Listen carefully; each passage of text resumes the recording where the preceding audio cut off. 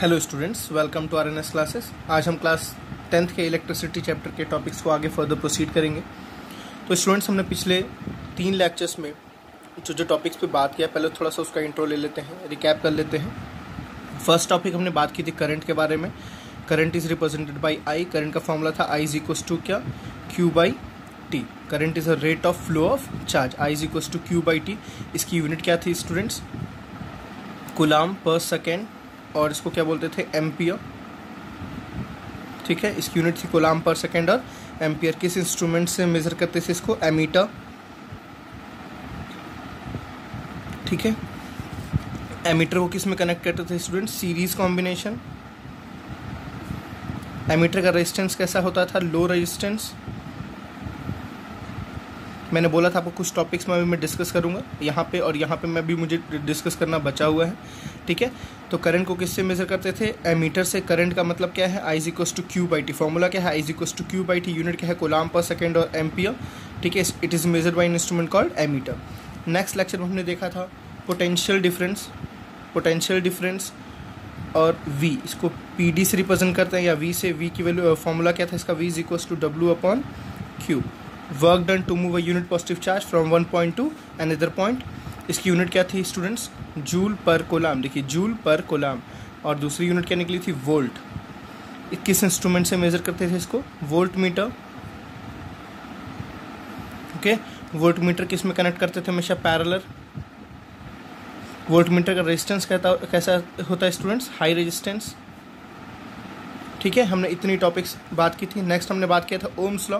Please फॉर्मूले पे command जरूर रखना है। पहला formula I is equals to Q by T, दूसरा formula V is equals to W by Q. फिर हमने पढ़ा था ओम्स लॉ। ओम्स लॉ क्या था? V is directly proportional to I. ठीक है, potential difference is directly proportional to current. यहाँ से हमने निकाला था V is equals to I R, जहाँ पे हमने देखा था वी क्या है? Potential difference. आई क्या है स्टूडेंट्स? करंट। और आर क्या था? रेजिस्टेंस। रेजिस्टेंस से हमें इस टॉपिक पे स्टार्ट करना है। रेजिस्टेंस क्या है ये हमने बताया था। एक कांस्टेंट वैल्यू होती है किसी भी कंडक्टर की। क्या होती है? Constant value. फिक्स्ड लेंथ, और अगर fixed area of cross section है, टेम्परेचर कांस्टेंट है, तो रेजिस्टेंस क्या होता था? एक कांस्टेंट वैल्यू देता था। ठीक है, हमने यहाँ तक बात किया था। प्लीज़ आपको फॉर्मूला याद रखना है। I is equals to Q by T, V is equals to W by Q, and V is equals to I R. यहाँ से मैंने 3 फार्मूला बताए थे। पहला तो V is equals to I R, दूसरा आई इज इक्वल्स टू क्या था स्टूडेंट्स? We upon are. ठीक है, तीसरा आर इज इक्वल्स टू क्या था? V upon I. यहाँ से आप यूज़ कर सकते हैं न्यूमेरिकल्स में अदर फॉर्मूलाज। चलिए हम आप आते हैं अपने इंपॉर्टेंट टॉपिक पे, जो हमारा आज का टॉपिक है रेजिस्टेंस। ठीक है, रेजिस्टेंस का सिंबल स्टूडेंट्स क्या होता है? ओम। इसका यूनिट भी क्या होता है? ओम। इसका सिंबल भी, इस सिंबल को ही बोलते हैं ओम। Okay, OHM। ठीक है ना, इस सिंबल को ही बोलते हैं ओम। इसके ये हम कहीं भी रेजिस्टेंस दिखाएंगे, जैसे 25 दिस सिंबल लगा लेते हैं, उसको हम क्या रीड करेंगे? 25 ओम। मतलब ये रेजिस्टेंस को डिनोट कर। जैसे V 25 वोल्ट पोटेंशियल डिफरेंस को रिप्रेजेंट करता है। 25 एम्पियर करंट को रिप्रेजेंट करता है। ठीक है ना, 25 कूलाम तो ये चार्ज को रिप्रेजेंट करता है। 25 जूल तो एक इसको वर्क डन को रिप्रेजेंट करता है। ठीक है ना, आपको ऐसे यूनिट्स पे बहुत ज़्यादा फोकस रखना है। तो कहीं ओम लगा होगा तो हम किसको डिनोट करेंगे? यहाँ से रेजिस्टेंस। ये किसको रिप्रेजेंट कर रहा है? रेजिस्टेंस। तो स्टूडेंट्स, मैंने आपको बताया था रेजिस्टेंस क्या है। चलिए थोड़ा सा और बात करते हैं, एक बार और आपको समझा देते हैं। अगर एक कंडक्टर है, एक वायर है ये, ठीक है, आपको बताया इस वायर में इलेक्ट्रॉन फ्लो हो रहे हैं। अगर इसको किसी पोटेंशियल डिफरेंस के अक्रॉस लगाया गया तो इस वायर से इलेक्ट्रॉन फ्लो होंगे, और इलेक्ट्रॉन की डायरेक्शन किधर होती है हमेशा स्टूडेंट? Negative to positive. ठीक है, direction of electron is negative to positive, and direction of current, conventional current, is positive to negative. ये आपको याद रखना है। तो आपको इलेक्ट्रॉन यहाँ से यहाँ अगर फ्लो हो रही हैं, तो आपको पता होगा इलेक्ट्रॉन्स जब फ्लो होती हैं तो कंडक्टर की प्रॉपर्टी जो होती है, वो इलेक्ट्रॉन्स एकदम स्ट्रेट लाइन में फ्लो तो होते ही हैं, बट वो आपस में क्या करते हैं? टकराते भी हैं। आपस में क्या करते हैं? टकराते हैं। अगर रोड पे काफ़ी सारी ट्रैफिक्स चल रही है, मैं आपको एग्जांपल पे याद इसको समझाऊंगा। एक रोड है, उस पर काफ़ी लोग चल रहे हैं, 10 लोग 15 लोग चल रहे हैं, पतली गली है, तो उस रोड पे जाम लगता है। वो जाम को, वो जो भीड़ लगती है, वो जो जाम लगता है, वो रेजिस्टेंस है। ओके, जो हिंड्रेंस क्रिएट होता है वो क्या है? रेजिस्टेंस। तो रेजिस्टेंस का डेफिनेशन देखते हैं students. The property of a conductor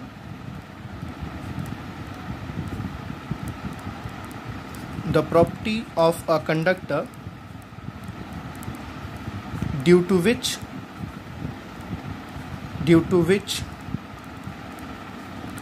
it opposes आपको ध्यान रखना है, ठीक है।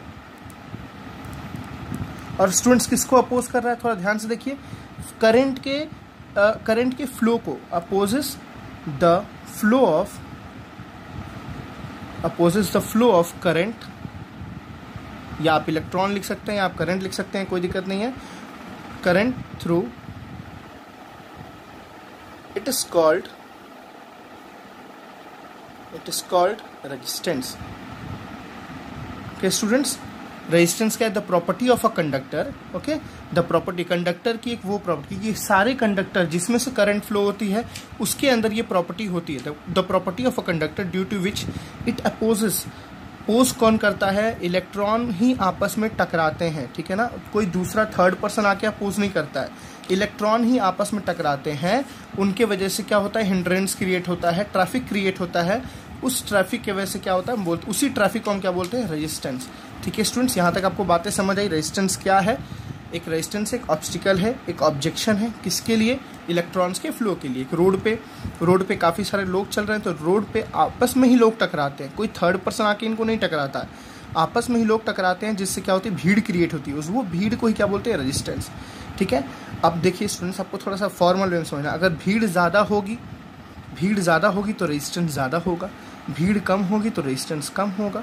ठीक है, भीड़ ज़्यादा होगी तो रेजिस्टेंस ज़्यादा होगा, भीड़ कम होगी तो रेजिस्टेंस कम होगा।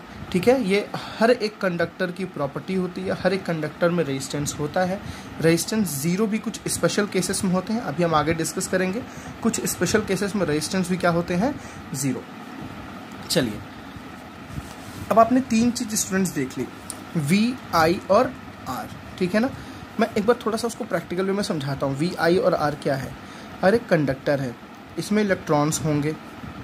ठीक है ना, अभी इलेक्ट्रॉन्स कैसे होंगे स्टूडेंट्स, इलेक्ट्रॉन अभी रैंडमली कहीं भी मूव करते होंगे। ठीक है ना, इलेक्ट्रॉन अभी कहीं भी क्या होते होंगे, रैंडमली मूव करते होंगे। ठीक, और जैसे ही इस कंडक्टर को मैंने एक बैटरी से या मैंने सेल से कनेक्ट किया, एक पोटेंशियल डिफरेंस के क्रॉस मैंने इसको कनेक्ट किया, तो आपको क्या देखने को मिलेगा, सारे इलेक्ट्रॉन एक सेम एक एग्जैक्ट पाथ पे आ जाएंगे, एक डायरेक्शन में मूव करने लगेंगे। इलेक्ट्रॉन कैसे मूव करते हैं, फ्रॉम नेगेटिव टू पॉजिटिव। ठीक है ना, करंट की डायरेक्शन में नहीं बता रहा हूँ, इलेक्ट्रॉन की डायरेक्शन बता रहा हूँ। सारे इलेक्ट्रॉन नेगेटिव टर्मिनल से पॉजिटिव टर्मिनल मूव करने लगेंगे। ठीक, तो आपने क्या देखा था, जब हमने वी अप्लाई किया तो I, current is what, current is flow of charge, rate of flow of charge, I हुआ, और यहाँ पे क्या क्रिएट होता है, रेजिस्टेंस। ठीक है, तो आपने वी देखा, आई देखा और आर देखा, पोटेंशियल डिफरेंस देखा, करंट देखा और रेजिस्टेंस देखा। ठीक, थोड़ा सा इसके बारे में बात करते हैं, वी के बारे में, आई के बारे में, आर। आपने देखा student, V is equals to I R. ठीक, V is equals to I R, मतलब अगर कहीं भीड़ ज़्यादा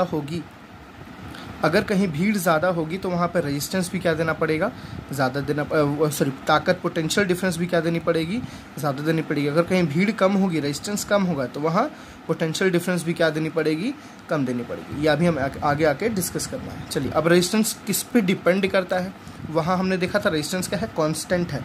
बिल्कुल, रेजिस्टेंस कांस्टेंट है, बट वो किसी चीज़ पे डिपेंड करता है। रेजिस्टेंस डिपेंड करता है length of conductor,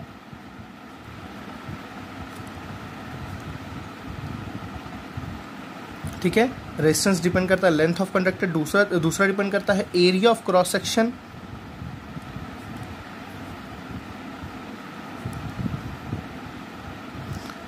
of conductor. ठीक है, अभी आपको मैं सबको एक एक करके समझाता हूँ। थर्ड किस पर डिपेंड करता है student, nature of material.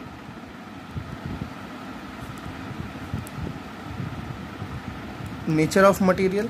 Fourth किस पर डिपेंड करता है स्टूडेंट, टेम्परेचर। ठीक है, रेजिस्टेंस किस पे डिपेंड करता है, length of conductor, area of cross section, nature of material and temperature. ये चार चीज़ों पे रेजिस्टेंस डिपेंड करता है। मतलब हम किसी कंडक्टर की लेंथ को बढ़ाएंगे घटाएंगे तो रेजिस्टेंस पे असर पड़ेगा। मतलब रेजिस्टेंस आपको समझना, रेजिस्टेंस क्या है वो आपको ध्यान में रखना है। ठीक है ना, किसी एरिया को पतला करेंगे, मोटा करें, मतलब किसी वायर को पतला करेंगे, किसी वायर को मोटा करेंगे, तो भी रेजिस्टेंस पे डिपेंड करता है। नेचर ऑफ मटेरियल, एक वायर को कभी हम एल्युमिनियम से बनाएंगे, कभी कॉपर से बनाएंगे, तो भी रेजिस्टेंस पर डिपेंड करता है। एंड टेम्परेचर, किसी वायर के हम टेम्परेचर बढ़ाएंगे घटाएंगे तो भी रेजिस्टेंस पर डिपेंड करता है। चलिए हम एक एक करके इसको समझते हैं, बहुत इंटरेस्टिंग टॉपिक है ये, ठीक है।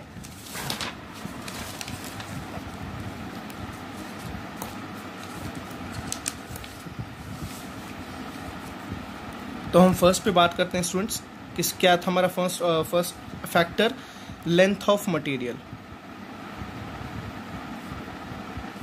लेंथ ऑफ वायर लिख सकते हैं आप, या लेंथ ऑफ कंडक्टर लिख सकते हैं, ठीक है, लेंथ ऑफ द कंडक्टर। चलिए रेजिस्टेंस लेंथ ऑफ कंडक्टर पे कैसे डिपेंड करता है वो थोड़ा ध्यान देते हैं। मैं आपको छोटा सा प्रैक्टिकल इन्फॉर्मेशन दिखाता हूँ, ठीक है ना।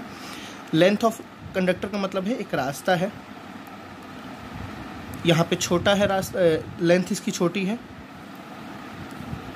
और यहाँ पे आपने लेंथ क्या कर दी, बढ़ा दी, ठीक है स्टूडेंट्स। यहाँ पे लेंथ छोटी, यहाँ पे लेंथ क्या है, बढ़ गई। अब आप बताओ, यहाँ पे भी 50% है, मान लीजिए 50 लोग यहाँ पे हैं, और यहाँ पे भी क्या है, 50 लोग हैं। देखिए एरिया सेम है, जो एरिया यहाँ है वही एरिया क्या है यहाँ, आपको एरिया सेम है। यहाँ पे L है तो यहाँ क्या है, L डैश। लेंथ अलग अलग है, एरिया क्या है स्टूडेंट्स, सेम। प्लीज़ आप उस पर ध्यान रखिएगा। अब मैं क्या आपसे बोल रहा हूँ, अगर 50 लोग को यहाँ से यहाँ पहुँचना, सेम 50 लोग को यहाँ से यहाँ पहुँचना है, तो किस कंडीशन में स्टूडेंट्स ज़्यादा देर तक भीड़ क्रिएट होगी। अब ध्यान रखिएगा, किस कंडीशन में ज़्यादा देर तक भीड़ क्रिएट होगी। देखिए यहाँ 50 लोग फेस करेंगे प्रॉब्लम्स, भीड़ होगी रास्ते में, लेकिन ख़त्म हो जाएगा यहाँ पे। लेकिन यहाँ 50 लोग भीड़ फेस करेंगे और काफ़ी देर तक भीड़ क्रिएट करेंगे, काफ़ी यहाँ पे देर तक भीड़ हो रही है, मतलब यहाँ रेजिस्टेंस काफ़ी ज़्यादा बढ़ता जा रहा है, रेजिस्टेंस काफ़ी भीड़ ज़्यादा बढ़ती जा रही है, ठीक है ना स्टूडेंट्स। यहाँ पे भीड़ होगी, जितनी भीड़ यहाँ होगी उतनी भीड़ होगी, लेकिन यहाँ पे भीड़ जल्दी ख़त्म हो जा रही है, यहाँ पे भीड़ देर में ख़त्म हो रही है। मतलब क्या दिखा आपको, resistance is directly proportional to length. मतलब हमने जितना लेंथ बढ़ाया तो रेजिस्टेंस क्या होने लगी, बढ़ने लगी। लेंथ घटाया तो रेजिस्टेंस क्या होगी, घटने लगेगी, ठीक है स्टूडेंट्स। लेंथ बढ़ाएंगे तो रेजिस्टेंस बढ़ेगी, एंड लेंथ घटाएंगे तो रेजिस्टेंस घटेगी। आपको कोई डाउट यहाँ पे, तो हमारा फर्स्ट क्या निकला, length is resistance is directly proportional to length of the conductor. Okay, मतलब अगर हम लेंथ को डबल करेंगे तो रेजिस्टेंस भी क्या होगी, डबल होगी। लेंथ को हाफ करेंगे तो रेजिस्टेंस भी क्या होगी, हाफ होगी, ठीक है। दूसरा देखते हैं, एरिया ऑफ क्रॉस सेक्शन।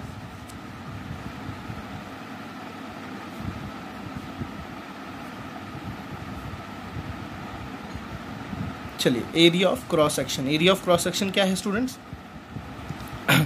मैं अब एक सेम लेंथ की 2 रोड लेता हूं। अब देखिए यहाँ पे अब क्या हो रहा है, लेंथ जो यहाँ है वही लेंथ यहाँ है, ये एक रोड है, एक ये रोड है, ठीक है ना। जो लेंथ यहाँ वही लेंथ यहाँ है, ठीक, ये लंबाई सेम है। बट देखिए एरिया, यहाँ एरिया कम है, यहाँ एरिया क्या है, ज़्यादा। एरिया मैंने क्या कर दी, बढ़ा दी। एरिया ऑफ क्रॉस सेक्शन इसी को बोलते हैं, एरिया बढ़ गई यहाँ पे एरिया कम है। अब स्टूडेंट बताइए रेजिस्टेंस इस पे कैसे डिपेंड करेगा, आप सोच के बताइए। सेम वही एग्जांपल में लेता हूँ, 50 लोग यहाँ हैं, 50 लोग यहाँ हैं। गवर्नमेंट आप देखते हो, गवर्नमेंट के नए प्रोजेक्ट कहाँ पे आते हैं, रोड कहाँ पे चौड़ा होता है, जहाँ पे भीड़ ज़्यादा होती है, ठीक है स्टूडेंट्स।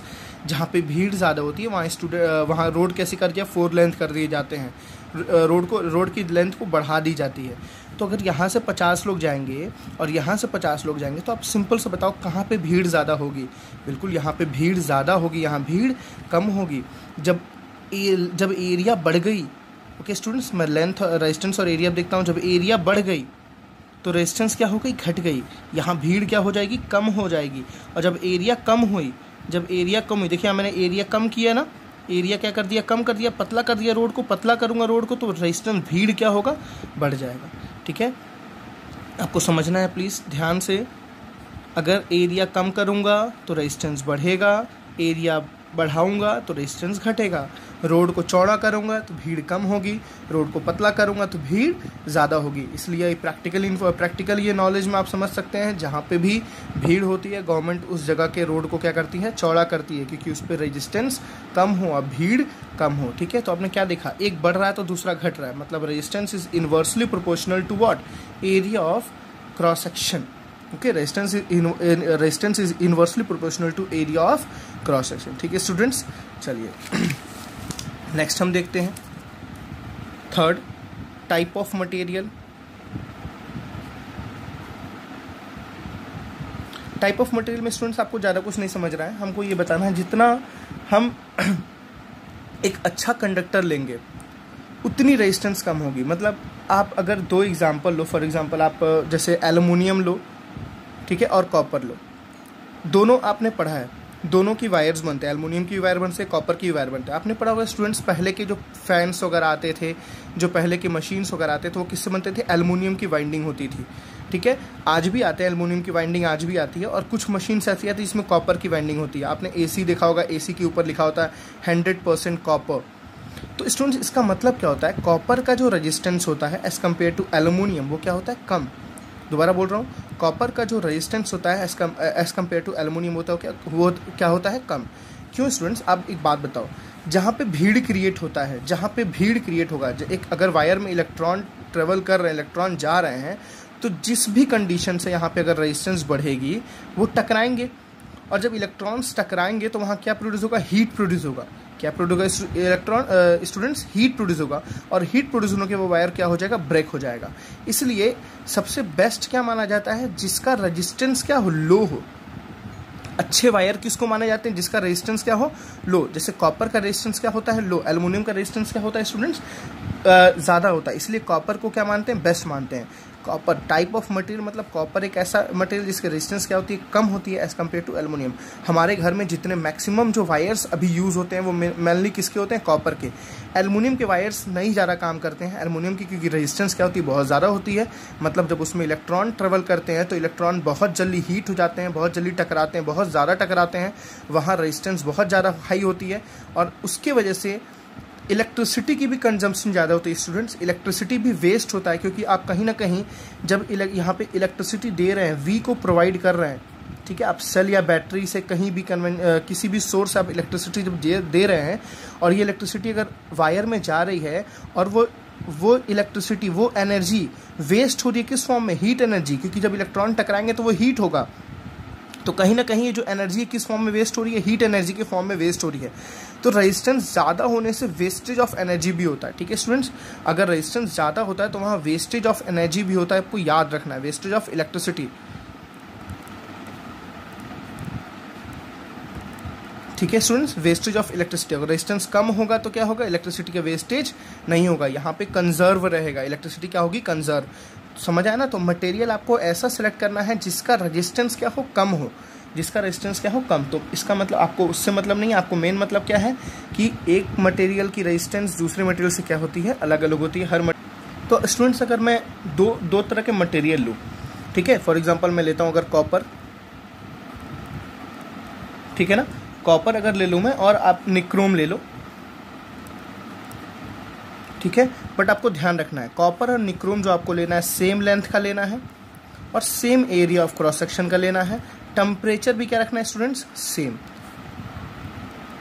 ये तीनों चीज़ें क्या होनी चाहिए? दोनों में सेम होनी चाहिए, ठीक है ना। अगर आप कॉपर लिए हो, एक निक्रोम लिए हो, मैं एक छोटा सा एग्जांपल बता रहा हूँ, तो कॉपर और निक्रोम का अगर आपने same length, same area of cross section, same temperature अगर आपने रखा है वायर का, तो आप देखोगे कि जो निक्रोम का रेजिस्टेंस होता है वो 60 टाइम्स ज़्यादा होता है किससे? कॉपर से, ठीक है ना। जो निक्रोम का रेजिस्टेंस होता है, निक्रोम वायर मतलब निक्रोम का जो रेजिस्टेंस है वो 60 टाइम्स होता है कॉपर के, ठीक है। तो ऐसे ही आप और सारे एग्जांपल्स देख सकते हो। आपको बस यहाँ पे याद रखना है क्या कि जिस तरह हम मटेरियल को चेंज करते हैं उस तरह उस मटेरियल की रेजिस्टेंस भी क्या होती है? चेंज होती है। मतलब रेजिस्टेंस कहीं ना कहीं टाइप ऑफ मटेरियल पे डिपेंड करता है। नेक्स्ट लास्ट आपका क्या है? फोर्थ, टेम्परेचर, ठीक है स्टूडेंट्स। टेम्परेचर पे कैसे देखते हैं? टेम्परेचर पे कैसे डिपेंड करता है? अगर फॉर एग्जांपल एक वायर है, इसमें से इलेक्ट्रॉन फ्लो हो रहे हैं, मैंने आपको ये टॉपिक पहले भी समझा चुका है टेम्परेचर पे कैसे डिपेंड करता है। और स्टूडेंट्स अगर मैं इसकी टेम्परेचर को बढ़ाऊँ, अगर मैं इसको हीट करूँ, जैसे स्टूडेंट मैं हीट करूँगा, इलेक्ट्रॉन लाइटर होता है, हैवियर नहीं होता है, और इलेक्ट्रॉन लाइटर के होने की वजह से ये इसमें हिंड्रेंस क्रिएट होगा, काफ़ी ज़्यादा इसमें टकराने शुरू होंगे इलेक्ट्रॉन्स आपस में, और जैसे जैसे इलेक्ट्रॉन टकराएंगे तो रेजिस्टेंस क्या होगी? बढ़ेगी। अगर कहीं भीड़ बढ़ती है तो रेजिस्टेंस बढ़ता है, भीड़ घटती है तो रेजिस्टेंस क्या होता है? घटता है। मतलब टेम्परेचर से भी रेजिस्टेंस पे इफेक्ट पड़ता है, ठीक है स्टूडेंट्स। यहाँ तक आपको सारी बातें क्लियर हो गई। तो हमने सबसे पहला टॉपिक क्या देखा था?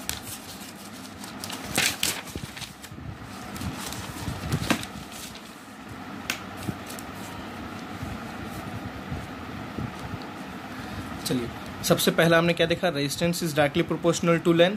दूसरा क्या देखा, resistance is inversely proportional to area.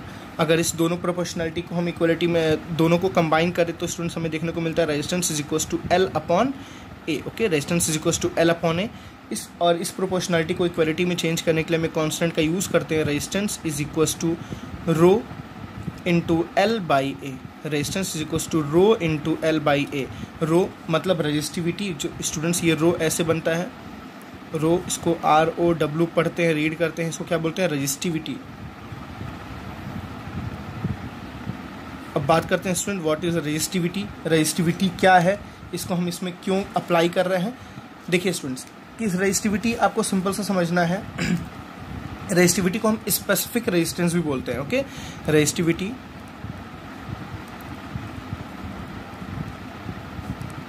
is also known as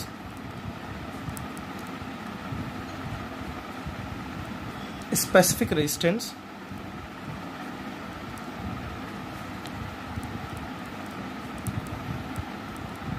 okay, resistivity is also known as specific resistance. Resistivity क्या है स्टूडेंट्स, किसी भी कंडक्टर की, ठीक है ना, किसी भी कंडक्टर की अगर दो टाइप के मटेरियल्स हम लेते हैं, फॉर एग्जांपल हमने लिया एल्युमिनियम,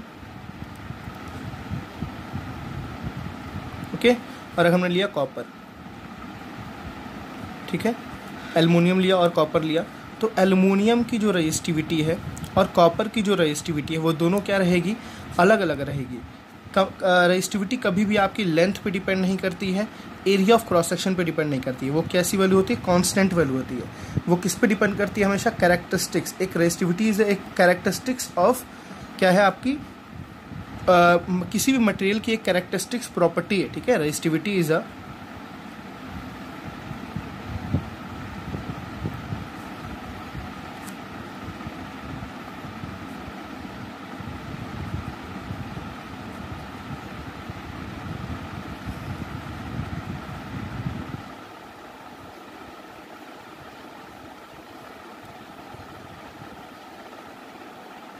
ठीक है स्टूडेंट्स, रेजिस्टिविटी क्या है, रेजिस्टिविटी एक characteristics property of a substance है। किसी भी सब्सटेंस की एक ये प्रॉपर्टी होती है, वो कभी भी लेंथ पे डिपेंड नहीं करती है, कभी भी एरिया ऑफ क्रॉस सेक्शन पे डिपेंड नहीं करती है। आपको हर मटेरियल की रेजिस्टिविटी क्या दी रहेगी, फिक्स करके दी रहेगी।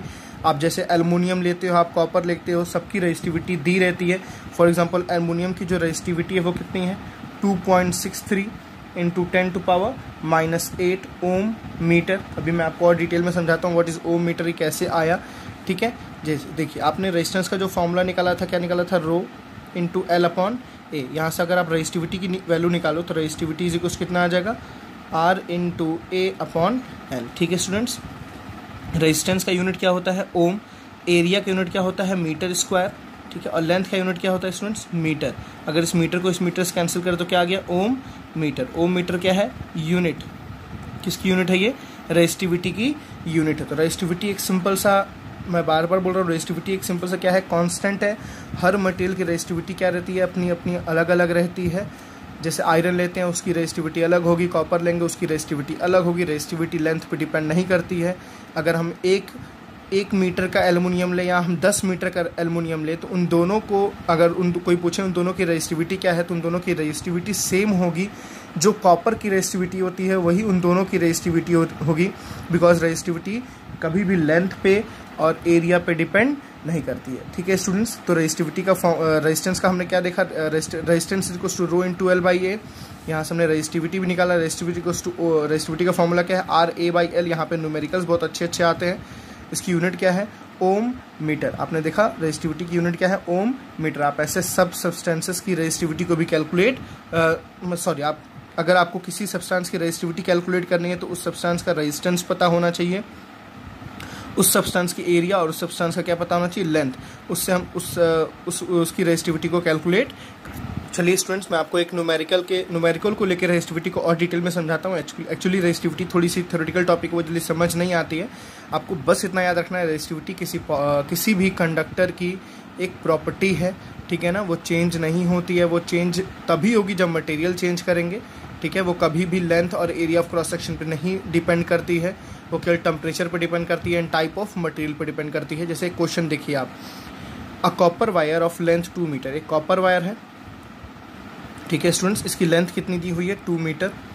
And area of cross section is this, area of cross section आपको ये दिया हुआ है 1.7 × 10⁻⁻6 मीटर स्क्वायर।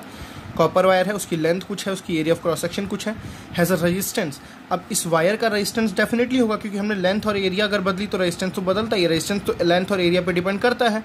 मैं दोबारा बोल रहा हूँ, रेजिस्टेंस तो लेंथ और एरिया पे डिपेंड करता है। तो इसकी रेजिस्टेंस कितनी दे रखी है स्टूडेंट्स, लेंथ कितनी दी थी 2 meter, area of cross section कितना दिया था 1.7 × 10⁻⁻6 मीटर स्क्वायर, ओके, और रेजिस्टेंस कितनी हमें दे दी 2 × 10⁻⁻2 ओम। आपको देख के समझना है, यूनिट देख के समझना है आपको, ठीक है।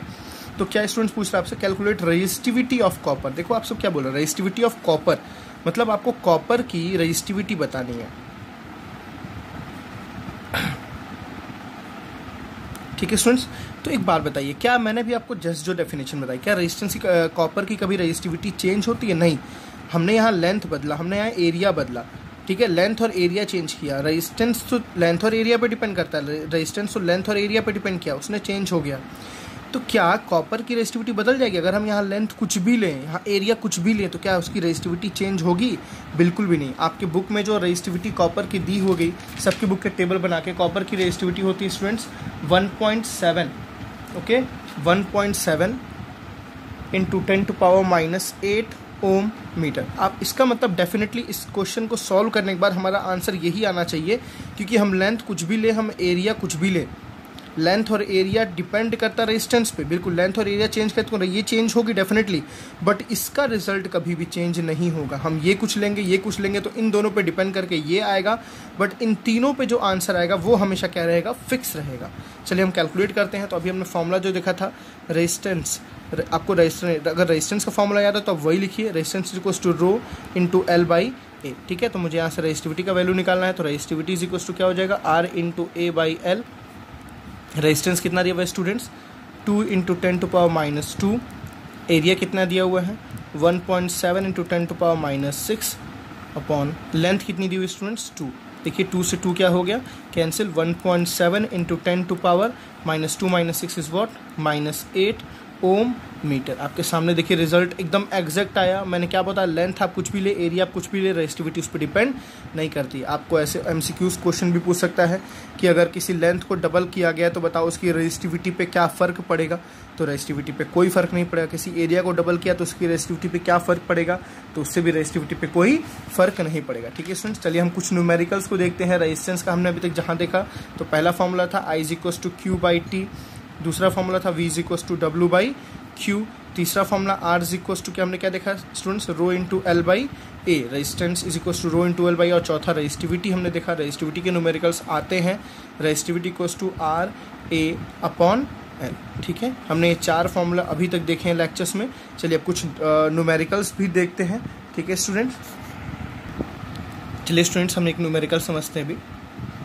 A 6 ohm resistance wire is doubled up by folding, then calculate the new resistance of the wire। अब क्या बोल रहे हैं स्टूडेंट्स, एक वायर उसका रेजिस्टेंस कितना है 6 ओम। लेट द वायर आपका ये है, इस वायर की लेंथ L है, इसका area of cross section A है, और इसका रेजिस्टेंस आपको कितना दे दिया 6 ओम, ठीक है ना। इसकी लेंथ L, इसका area of cross section A। अब क्या बोल रहा है, और 6 ohm resistance wire is double अब बाई फोल्डिंग, मतलब इसको फोल्ड करके इसको डबल कर दिया गया, ठीक है स्टूडेंट्स। अब जो न्यू फॉर्म हुआ वो क्या है आपके पास, वायर कुछ एक के ऊपर एक ऐसा रख दिया गया, ठीक है। जो उसकी लेंथ पूरी थी, यहाँ पे लेंथ क्या हो गई, हाफ हो गई। जो न्यू लेंथ आई वो कितनी हो गई, L/2 हो गई। जो एरिया, अब देखिए इतने का केवल एरिया A था, जब इसको डबल करेंगे तो ये एरिया कितना हो जाएगा 2A, एरिया तो डबल हो जाएगी क्योंकि यहाँ 2 वायर आ गया, तो एरिया कितना हो जाएगा 2A। तो आपसे क्या पूछ रहा है, new resistance, definitely resistance change होगा, रेजिस्टेंस तो चेंज होना ही। अब क्वेश्चन अगर मैं ये पूछूं कि रेजिस्टिविटी इसकी जितनी यहाँ थी, क्या वही रेजिस्टिविटी यहाँ होगी, डेफिनेटली रेजिस्टिविटी क्या होगी, सेम, रेजिस्टेंस चेंज होगा। तो हमें क्या निकालना है, न्यू रेजिस्टेंस निकालना है, ठीक है। चलिए अब देखिए स्टूडेंट्स, अगर यहाँ पे मैं रेजिस्टेंस का फॉर्मूला लगाऊँ तो रेजिस्टेंस का फॉर्मूला क्या होता है, R = रो × L/A, R = रो × L/A, ठीक है। तो यहाँ से रेजिस्टेंस R की वैल्यू कितनी है 6 = रो × L/A, ये आपकी फर्स्ट इक्वेशन है। और यहाँ पे अगर मैं फॉर्मूला लगाऊँ तो मुझे आर निकालना है, न्यू आर निकालना है मुझे, इसको मैं आर डैश बोल दूँ। एल आपका कितना है, आर इक्वल्स टू रो, रो तो सेम रहेगा, रेजिस्टिविटी क्या होगी दोनों में सेम रहेगी। लेंथ एल यहाँ पे कितना है स्टूडेंट्स, एल बाई टू, तो यहाँ पे होगा एल बाई टू अपॉन ए कितना है स्टूडेंट्स यहाँ पे 2a, ठीक है। ए कितना हो जाएगा यहाँ पे 2a, तो आपको इसका अलजेब्रा पता ही होगा, ये 1 ऊपर जाएगा, 2 इधर आ जाएगा, 4a हो जाएगा इधर, ठीक है। तो मैं इसको कैसे लिखूंगा, R dash is equals to rho into L upon 4a, ठीक है। अब देखिए मुझे आर डैश निकालना है किसके फॉर्म में, इन सब के फॉर्म में। तो स्टूडेंट्स क्या मैं इसको ऐसे नहीं लिख सकता हूँ, 1/4 रो इंटू एल बाई ए, मैंने 4 को क्या कर दिया, बाहर कर दिया। अब देखिए ये इसकी वैल्यू मुझे पता है, इसकी वैल्यू मुझे कहाँ से पता है, फर्स्ट इक्वेशन कितनी है 6, तो आर डैश इज इक्वल्स कितना आ गया 1/4 इंटू 6, ठीक है, फ्रॉम फर्स्ट। तो इसको हम डिवाइड करेंगे तो कितना आ जाएगा 3/2, और 3/2 कितना होता है 1.5 ओम, 1.5 ओम। मतलब जब हम किसी वायर की एरिया को डबल किए, लेंथ को हाफ किए, तो उसकी रेजिस्टेंस कितनी हो गई 1.4 हो गई, ठीक है स्टूडेंट्स। ऐसे हम क्वेश्चंस को और भी डील करेंगे, ठीक है। तो आपने इस लेक्चर में अभी तक क्या देखा, रेजिस्टेंस क्या होता है, रेजिस्टिविटी क्या होता है, रेजिस्टेंस किस चीज़ों पे डिपेंड करता है, रेजिस्टेंस का फॉर्मूला देख के ही आप बता सकते हो। रेजिस्टेंस लेंथ पे डायरेक्टली डिपेंड करता है, रेजिस्टेंस एरिया पे इन्वर्सली डिपेंड करता है। रेजिस्टिविटी कांस्टेंट है, एक कांस्टेंट वैल्यू होती है, जब मटेरियल चेंज करते हैं और टेम्परेचर चेंज करते हैं तभी रेजिस्टिविटी चेंज होती है। रेजिस्टिविटी कभी लेंथ और एरिया पे डिपेंड नहीं करती है। प्लीज़ इस लेक्चर को पूरा देखिए, कंप्लीट देखिए, ठीक है। नेक्स्ट लेक्चर में हम कॉम्बिनेशन ऑफ रेजिस्टेंस के बारे में बात करते हैं, रेजिस्टेंस को किस में कनेक्ट करते हैं, series combination and parallel combination. आपको एक बात बताना भूल गए स्टूडेंट में, रेजिस्टेंस का सिंबल ये होता है, कभी जैसे एमीटर का हमने देखा था तो एमीटर ये होता है, वोल्टमीटर को हम ऐसे रिप्रेजेंट करते हैं, सेम रेजिस्टेंस को हम इस सिंबल से रिप्रेजेंट करते हैं।